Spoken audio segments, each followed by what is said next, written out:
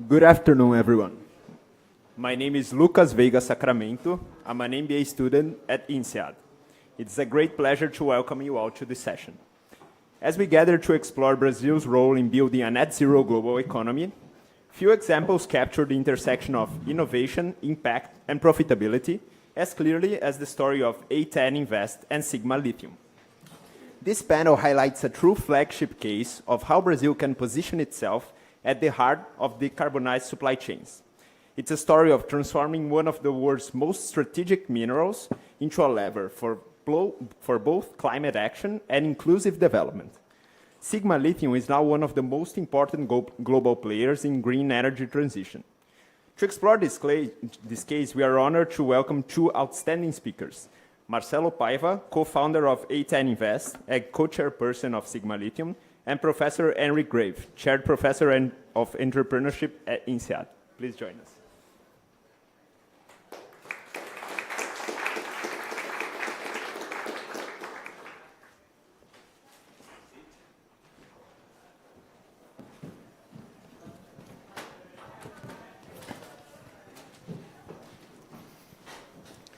Great pleasure to see such a lively audience, even at the end of a long session.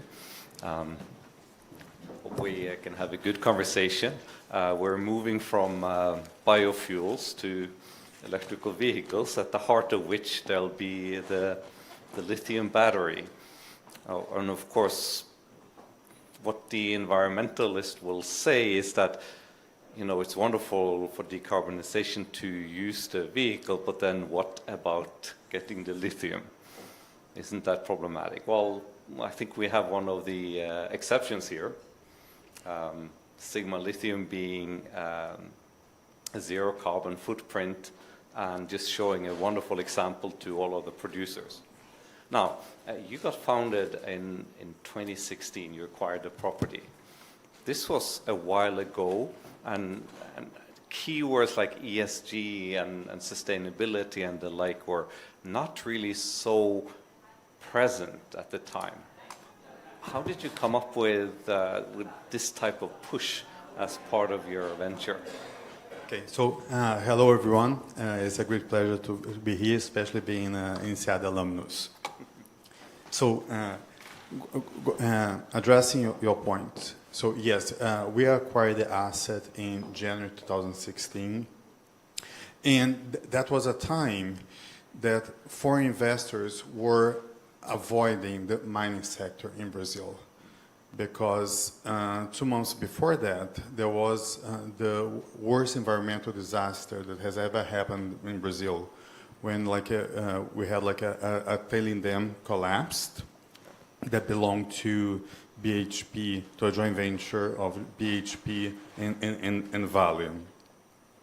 And to make things even trickier, lithium at the time was not in vogue, So when you make the push into making the investment, for us, it was clear that mining is a sector that you just can't avoid.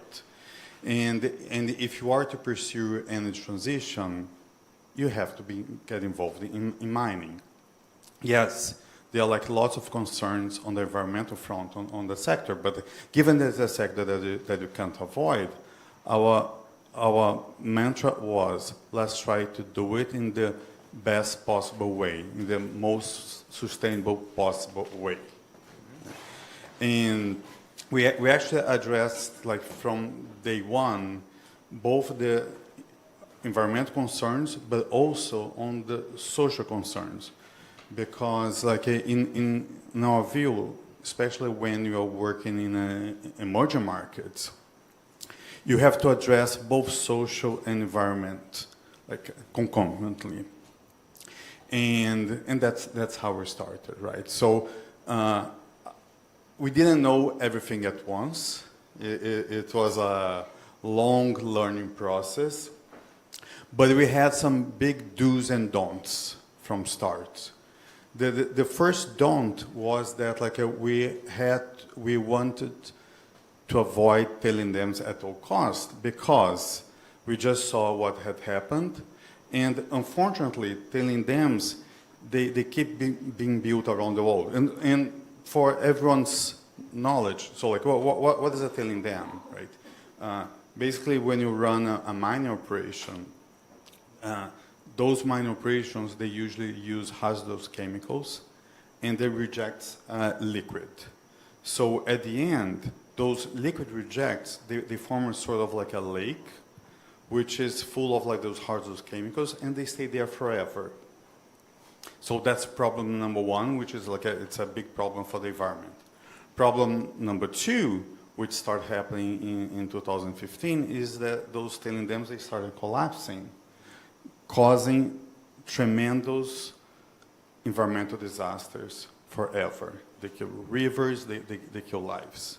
So we wanted to do things differently on that front. But then we also looked into the social front. That area is one of the poorest areas in Brazil. It's we are located, like in an area that there's not that much information because it's an area that's not densely populated, where people are dying of hunger, where there's like no food, no jobs, no nothing. So like we decided from day one to be very hands-on with the communities. And we address a number of, like a short-term, mid-term, and long-term measures, right? So you mentioned a couple of features of the social and economic environment that you're in. And actually, just a few minutes ago, we heard about the cost of capital working in Brazil. Now, being an entrepreneur, I mean, even getting any kind of capital is a challenge. And then there's the problem with the cost of capital, and then you're in a specific society where you have to make all sorts of adjustments. I mean, how did you make the decision to go forward, and what were the things you had to do in order to make it all work as an entrepreneurial project? Yeah. Okay. So our goal when you made like the first investments, like we looked for backers, but we found none. So we took a lot of risk. It was not that much capital when you think about like figures for big funds, etc. But like but for ourselves, it was like an extremely high commitment. I have to say that like we didn't follow the textbooks when it comes to what you should do or not do. But let's put that aside. As you correctly said, and as people have mentioned quite a lot here, like in the summit, yes, capital is scarce in Brazil. However, in this sector, for such early stage projects, capital is scarce around the world. So yes, in Brazil maybe even more. But and this is a fact that happens up to these days, right? So we took tremendous amount of risk. In the early days, the goal was to survive. Right? All our decisions were done with that mantra. Our first capital raise happened, like a year and a half ago, where basically like we raise money via, I like to say, friends and friends, in the lack of family supporting us, right? And there's a comment that my business partner and I have heard several times throughout our journey, which is that like we got lucky, right? And I like to say that, say for example, when we did our first capital raise, we sold 10% of the company for $2 million. To put things in perspective, like the company now, like is publicly listed at the Nasdaq. At the peak valuation, it reached like a $4 billion valuation. Now, like lithium price crashed. Our market cap is at around $800 million. But when we sold 10% of the company for $2 million, it was extremely hard to raise those funds. So I was trying to share that luck with everyone, right? Like, and I'm also happy to say that, like, as part of like our first round of funding, I had some old INSEAD classmates of mine. So yeah, this network, like, is very important. So it helps to be friends with those who have good entrepreneurial projects. I think that's lesson one.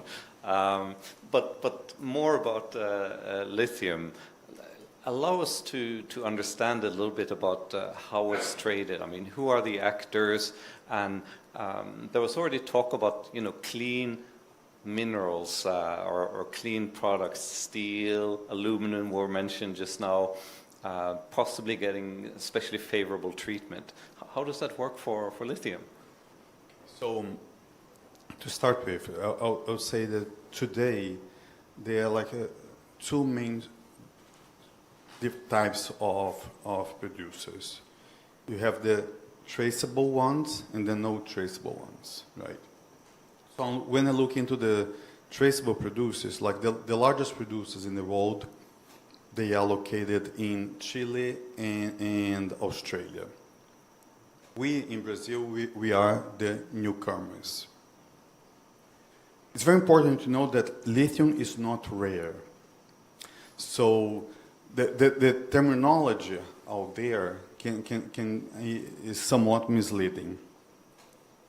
What is tricky when it comes to lithium is that even though it's abundant, there's like pretty much everywhere, it takes at the very least 7 to 10 years to take a project from zero into production in a sector where there is very limited, close to zero capital for such early stage projects, right? That's number one. Number two, it's a very cyclical environment, so it's important to be low cost. And number three, ideally you are sustainable.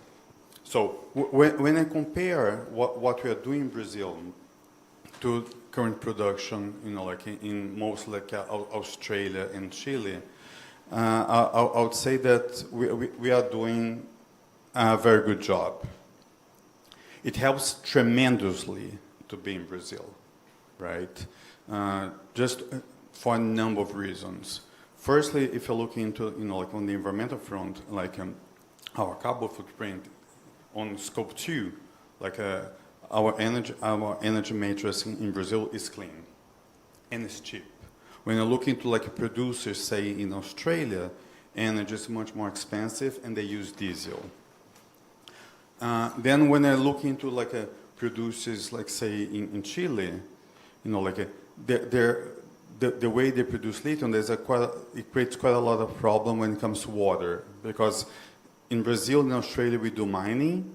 In Chile there's something called like brine, where you extract the lithium from the soil, then you form those big natural pools that they have to evaporate, right? So this is within the traceable ones. And so I mentioned like good points about being Brazil. Now, unfortunately, we don't get 1 cent in green premium. I'm very proud to say that worldwide, and that's not just in the lithium space, we are the only large-scale mining company in the world, in any sector, that is net zero carbon. And we don't get a cent more because of that. And there's a cost, there's an additional cost by doing this. Obviously, we have indirect advantages that clients want to be associated with us. So, for example, right now, we are facing a bear market. Price crashed 80% in the past 2 years. So, in a bear market, even at low prices, some companies won't have demand. They'll build inventories. We have no problems with demand. So that's an advantage that we have. Now, there's a second group of producers, and that's what we call like the non-traceable product. And that's where lies the problem right now. Lithium prices, just going back, just to give like a big picture of the sector and how volatile prices are, right?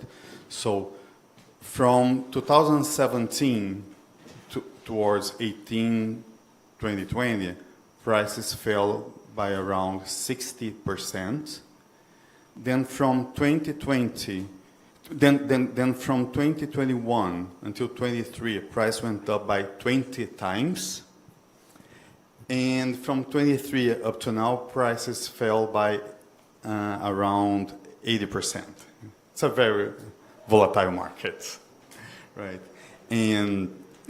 But prices fell not because of the reasons most people think. People think that, EV market is slowing, that's lack of demand. No, the demand is extremely strong. Because if you look into, say, global electric vehicles markets, China accounts for 60% of global sales. And the rest of the world, apart from Europe and the US, 10%. So 7% of the global market is growing very fast. Prices fell because there's a lot of illegal production, unfortunately coming from Nigeria, where we have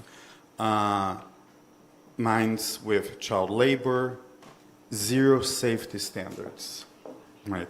And buyers are buying such products, right? So that's where the real competition is right now. So I think I have a final question, and let me make it a professor question, because why not?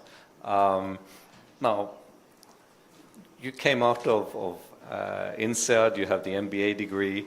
People say often, sort of, education is a bunch of complicators. And to some extent, they're right about it, right? But then there's entrepreneurship, which we often talk about how it simplifies everything. Now, you've talked a lot about how complicated your environment was in, and then you come out of the complicated education also. How do you go through all of this? So I would say that, since the point that we became fully funded, and right now we are producing, we have revenues, we're generating cash, etc. So now we are in this complicated world, but in the first years, it was all about surviving, not going bust. Simple enough. Yeah. Thank you so much.